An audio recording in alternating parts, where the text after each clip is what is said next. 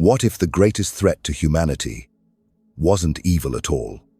Not dictators, not corrupt politicians, not even war, but something far more silent, more infectious, more obedient. What if the real danger was stupidity? Not the kind that makes mistakes or fumbles facts, but a deeper, more terrifying kind. A blindness that wears a smile, a silence that cheers from the sidelines, a compliance that becomes complicit in evil without ever lifting a weapon. Dietrich Bonhoeffer, the man who dared to resist Hitler from within Germany, didn't fear intelligence falling short. He feared intelligence shutting down. He called it functional stupidity, when people stop thinking for themselves, not because they can't, but because they choose not to. How does this form of stupidity spread? Why do smart people become instruments of tyranny? Why do entire societies surrender their minds willingly? In this video, we're going to break it all down: Bonhoeffer's forgotten theory, the psychology behind intellectual surrender, the modern systems that feed this virus, and most importantly, how to resist it. Because the truth is, once you see it, you can't unsee it. And once you understand it, you'll realize just how dangerous silence really is. Stay with us. This changes everything. In the heart of every dictatorship lies a hidden allignot, the fanatic, not the tyrant, but the compliant. Dietrich Bonhoeffer warned us of something more dangerous than malice: stupidity. Not the laughable kind, but a sinister form of intellectual paralysis. It doesn't shout slogans or wave flags. It nods in silence. This stupidity isn't a natural lack of intelligence, but a condition. It creeps in when the mind stops questioning, when the crowd replaces the conscience. And it flourishes not in isolation, but in community where the noise of collective loyalty drowns the voice of reason. This is what makes stupidity so terrifying. A stupid person, Bonhoeffer said, is more dangerous than a wicked one, because while we can protest against evil, we are helpless against the intellectually surrendered. The stupid person doesn't argue. They recite. They do not reflect. They repeat. Rational counterpoints mean nothing, because the function of their mind has been outsourced to ideology, to authority, to the crowd. And so, stupidity is not a lack of intelligence, it is a loss of independence. Think of the slogans we hear echoed in unison today. Think of the memes weaponized to replace thought. In Bonhoeffer's time, it was the swastika and the radio. Today, it's the algorithm. It tells us what to believe, what to fear, and most frighteningly, what not to question. This isn't stupidity by birth, it's stupidity by design. And it spreads like a virus through culture, peer pressure, fear, and convenience. The true danger lies in its invisibility. A stupid person often seems nice, friendly, even well-intentioned, but their mind is no longer theirs. They have no capacity for self-critique. They follow, they trust, and in doing so, they become the perfect instrument of tyranny. The dictator doesn't need thinkers. He needs believers. He doesn't need soldiers. He needs conformists who cannot be reached with reason. Bonhoeffer believed that stupidity is not a psychological problem, but a moral one. It is the refusal to be responsible for one's thoughts. And in times of crisis, when moral courage is demanded, this refusal becomes a betrayal. Not a loud one, but a passive, deadly one. The world isn't destroyed by those who do evil. It is destroyed by those who look away, who scroll, who comply, and who never ask why. The comfort of conformity. Humans are social creatures, wired to seek belonging and approval. This fundamental need makes conformity seductive, especially when the world feels uncertain or frightening. Dietrich Bonhoeffer recognized this deep impulse and how it feeds the epidemic of functional stupidity. When people choose comfort over clarity, the result is a mass surrender of judgment. It's easier to repeat what everyone else says than to risk isolation by thinking independently. This comfort in conformity isn't mere laziness. It is a survival strategy disguised as wisdom. The problem is that conformity, by its very nature, demands silence and obedience. When individuals put the group's identity above their own reason, truth becomes secondary to loyalty. Don't rock the boat. Go along to get along. These cliches mask a deeper abdication of responsibility. Instead of questioning harmful ideas or unjust laws, the conformist mind accepts them as necessary or inevitable. This quiet compliance creates fertile ground for authoritarianism, where power consolidates not through force alone, but through the willing complicity of the many. Bonhoeffer warned that this ease of conformity breeds what he called functional stupidity, people who can perform their tasks well, but lack the critical thinking to see the moral consequences. Such individuals may excel at work, family, or social roles, yet fail to recognize when their actions enable injustice. Functional stupidity is therefore not a flaw in intellect, but a dangerous separation of intelligence from ethical reflection. It allows people to carry out orders, repeat propaganda, and ignore the suffering around them without resistance. The comfort of conformity also creates a feedback loop. The more people conform, the stronger the pressure on dissenters to fall in line. Doubt becomes dangerous. Questions are framed as disloyalty, and fear of exclusion silences resistance. This social dynamic reinforces Bonhoeffer's grim insight. The stupid person is impervious to reason because their identity depends on the group's unquestioned narrative. Reason becomes a threat, and stupidity a refuge. Yet, the tragedy is that the comfort of conformity comes at a profound cost.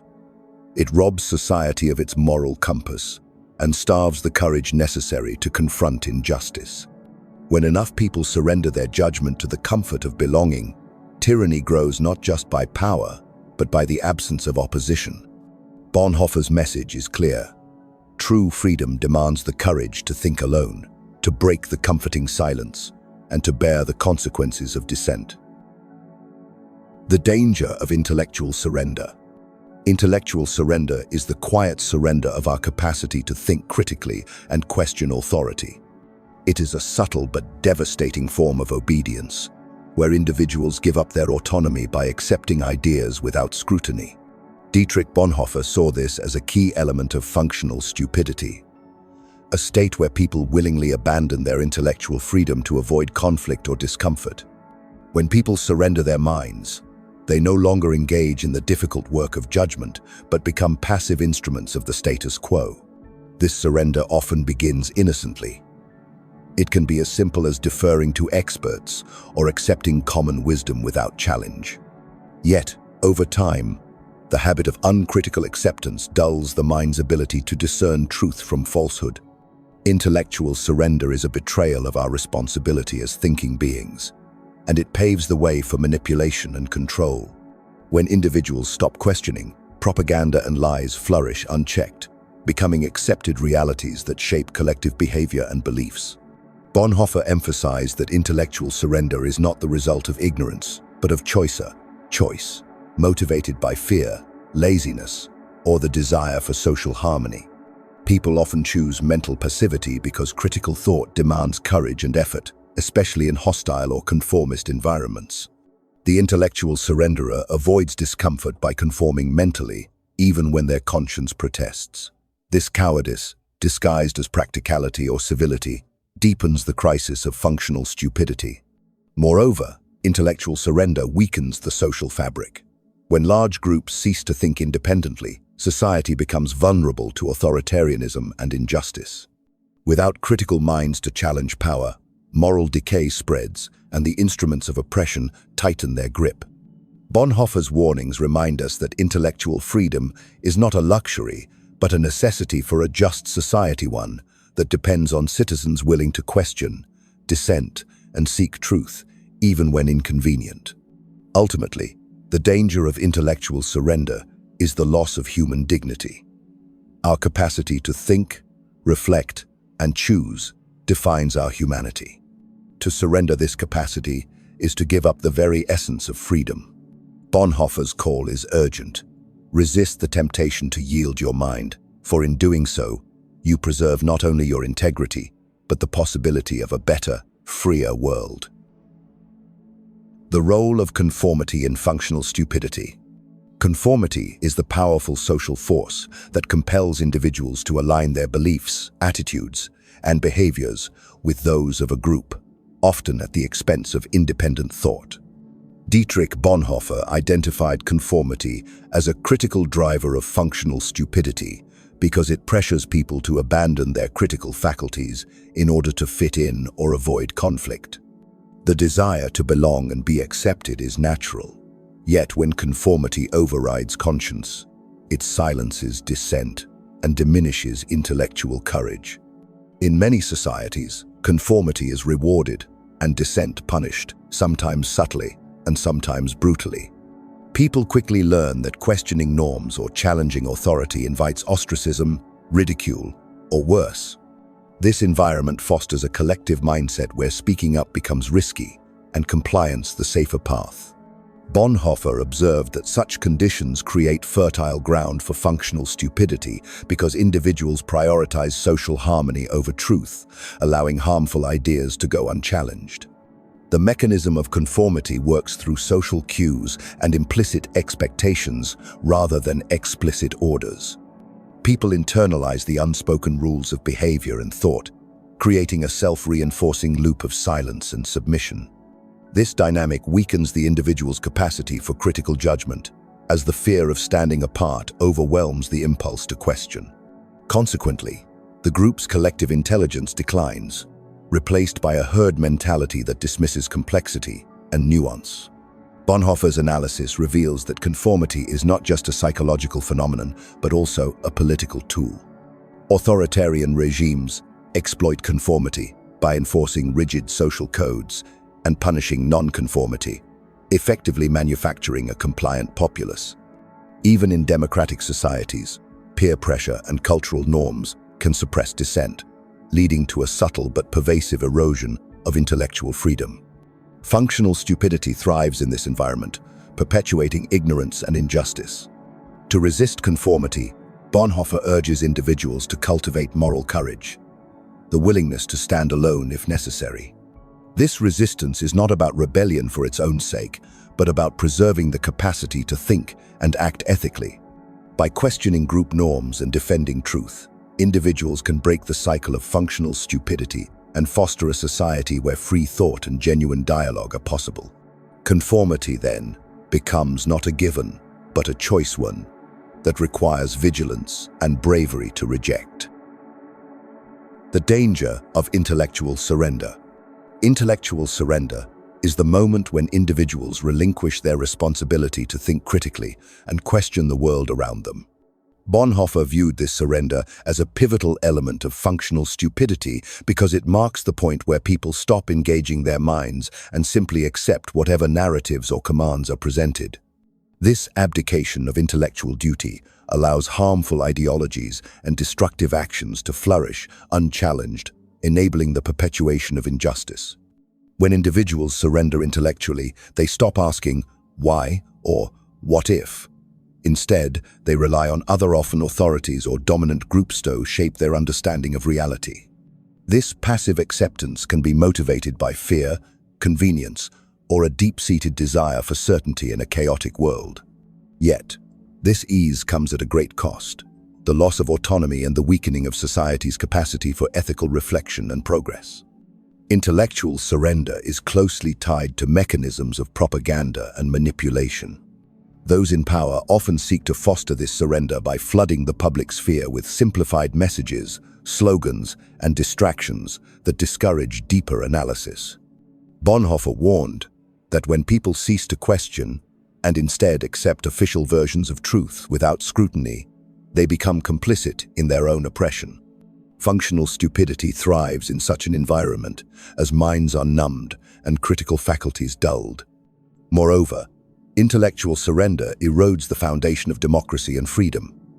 A society cannot function justly if its citizens do not actively engage in questioning, debating, and holding power accountable.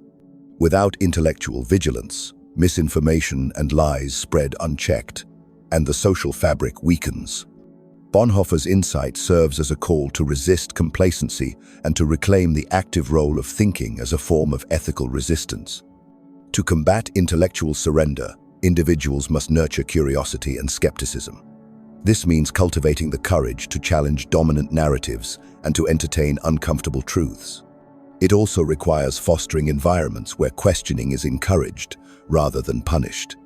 Bonhoeffer's legacy reminds us that intellectual engagement is not merely an academic exercise, but a moral imperative to safeguard human dignity and freedom. The role of fear in functional stupidity. Fear is one of the most potent forces driving functional stupidity, according to Bonhoeffer. When individuals are gripped by fear, whether of punishment, social exclusion, or uncertainty, they are far more likely to surrender their critical faculties and conform blindly to authority or popular opinion. This fear creates a psychological barrier that prevents people from questioning the status quo, fostering an environment where ignorance is not only tolerated but encouraged. Fear's power lies in its ability to shut down reason and encourage self-preservation at the expense of ethical judgment. In many historical contexts, fear of retribution led individuals to comply with oppressive regimes or harmful policies without resistance. This self-protective compliance can be seen as a form of survival, but it also reinforces the structures of power that depend on obedience and silence. Bonhoeffer observed that fear often manifests as a social phenomenon where individuals internalize the anxiety of their communities or nations.